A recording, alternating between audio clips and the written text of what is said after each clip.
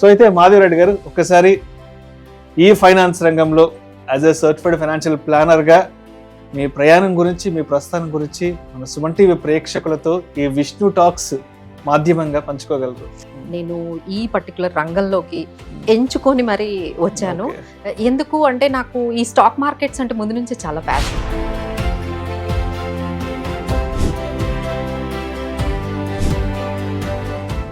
So అయితే అంటే మీరైతే ఆల్మోస్ట్ ఒక 16 years అయిపోతుంది ఈ ఫైనాన్స్ రంగంలో అడుగు పెట్టేసి. అవును. మరి ఈ 16 years లో మేజర్గా మీరు ఫేస్ చేసిన ఛాలెంజెస్ ఏముంటాయి? అండ్ ఆబ్వియస్గా అండ్ ఉమెన్ కూడా ఈ ఫైనాన్స్ రంగంలో ఎటువంటి ఇబ్బందులు ఎదుర్కొంటూ ఉంటారు అసలు? తెలుగు మాట్లాడే వాళ్ళు, సిఎఫ్పి చేసే వాళ్ళు ఉమెన్. హైదరాబాద్ లో ఈ కాంబినేషన్ చాలా రేర్ ఉండేది.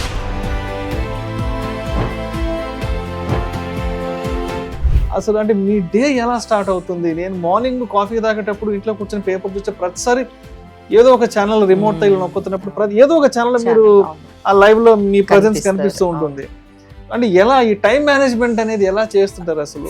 కొన్ని టైంలో చాలా ఛాలెంజింగ్ అనిపిస్తుంది అండి. ఫ్యామిలీ ఫస్ట్, నాకు ఆ లైవ్ కి వెళ్ళడము ఇంపార్టెంటా, దెన్ ఆ టైంలో మాత్రం నిజంగా వాట్ షుడ్ ఐ చూస్ అనే టైమ్స్ చాలా సార్లు వచ్చాయండి.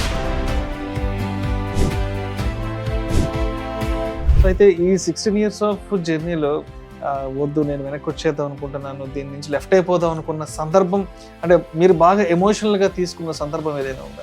బీయింగ్ ఏ ఉమెన్ అని కూడా చూడకుండా నా ఫోటోలు పెట్టి అట్లా చూపించడము, అంటే ఏమైనా ఉంటే నన్ను అప్రోచ్ అవ్వాల్సింది. అప్రోచ్ అయ్యి మేడం మీరు ఇట్లా చేయకూడదు ఇట్లా, ఎందుకంటే మనది ఏంటంటే సెబీ రెగ్యులేషన్స్ ఎక్కువ ఉంటాయి, అవి మారుతూ ఉంటాయండి. మేబీ ఇంటెన్షనల్లీ అన్ఇంటెన్షనల్లీ నేను మిస్టేక్స్ జరుగుతూ ఉండొచ్చు.